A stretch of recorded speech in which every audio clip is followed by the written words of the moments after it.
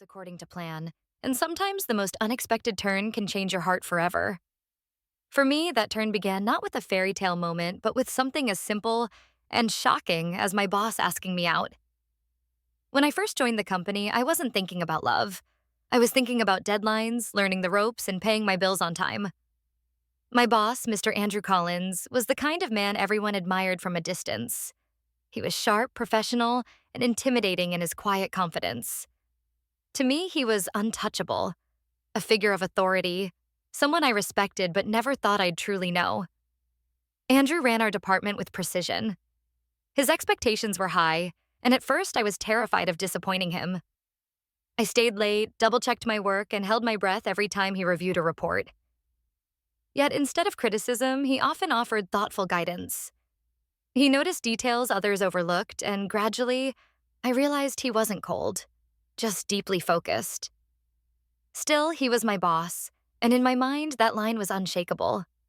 I admired him, yes, but from a respectful distance. That's why the moment everything changed still replays in my mind so vividly. It was a Friday evening. The office had emptied, the hum of computers replaced by silence. I was gathering my things when I heard his voice behind me. "You've been working hard," Andrew said. His tone was softer than usual, less formal. I turned and found him standing by my desk, his hands in his pockets, his expression thoughtful. "Just finishing up," I replied nervously, clutching my bag. He nodded, then hesitated. For a man so decisive, that hesitation struck me. "Listen," he began, clearing his throat. "I was wondering if you'd like to join me for dinner. No pressure. Just a meal outside the office." For a moment, I froze. Dinner? With my boss? My mind spun in circles. Was this professional? Was it appropriate? Yet there was nothing commanding in his tone, only a quiet invitation. I almost said no out of sheer instinct, but something in his eyes stopped me. They weren't the eyes of a boss issuing an order. They were the eyes of a man reaching out, perhaps as uncertain as I was. "Yes," I heard myself say, my voice softer than I intended. "Dinner sounds nice." And that was the night my world shifted. We met at a quiet restaurant tucked away from the city's noise. At first, the conversation was careful, polite. Work was the obvious topic, but soon it drifted beyond reports and projects. I learned that Andrew loved reading classic novels, that he once dreamed of traveling the world with just a camera, and that he had a weakness for old jazz records. In turn, he asked about me. Not just small talk, but real questions. He wanted to know what inspired me, what I loved outside of work, what dreams I hadn't yet spoken aloud. No one had ever asked me with such genuine interest, and I found myself opening up in ways I hadn't expected. The formality between us melted that night. He wasn't Mr. Collins anymore. He was Andrew, a man with a warm laugh, a thoughtful mind, and a kindness that caught me off guard. Over the next weeks, dinners turned into walks, and walks turned into hours of conversation that stretched into the night. We were cautious, aware of the boundaries we were crossing, but the connection was undeniable. I wrestled with doubt. Was it wise? Was I blurring lines that should remain clear? Yet every time I considered pulling away, his sincerity drew me back. He never pressured, never assumed. He simply showed up, with patience, with respect, and with a quiet consistency that made me feel seen in a way I hadn't before. One evening, after a long walk along the river, I asked him the question that had been weighing on me. "Why me?" I whispered. He paused, then answered simply, "Because you're real.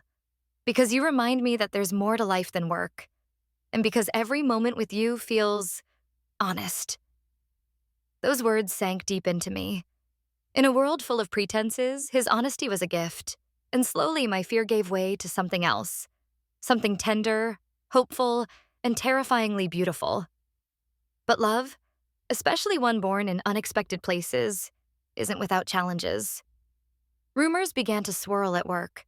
A glance held too long, a laugh shared in the hallway. People noticed. Whispers spread, and soon I felt the weight of judgment pressing in. One afternoon, a colleague cornered me with a smirk. "So, What's really going on between you and the boss? The heat rose in my cheeks, and I stammered out a denial. Yet inside, I ached. Was our growing relationship something to be ashamed of? Or was it worth holding on to, no matter what others thought? That evening, I confessed my fears to Andrew. He listened quietly, then reached across the table, his gaze steady. I can't control what people think, he said softly. But what matters is what we know, that this is real, that it's worth protecting. His words steadied me. Together, we decided to move forward carefully, with patience and transparency. It wasn't about hiding, it was about nurturing something fragile until it was strong enough to withstand the world. Time, as it always does, tested us. There were disagreements, moments of doubt, and the strain of balancing professional and personal lives. But through it all, one thing remained constant: the way Andrew never stopped choosing me. Even in silence, even in struggle, his presence was a quiet promise. Months later, as we walked through the park on a crisp autumn evening, I realized something profound. Love isn't about grand gestures or perfect timing. It's about two people who find each other in the chaos of life and choose, again and again, to stay. Looking at Andrew beside me, I felt a surge of gratitude. What began as a single, unexpected invitation had become the foundation of something lasting. Yes, when my boss asked me out, everything changed. Not because of titles or positions, but because behind the role of boss and employee were simply two hearts, daring to meet. And that courage, to risk, to trust, to love, was what turned an ordinary life into an extraordinary story.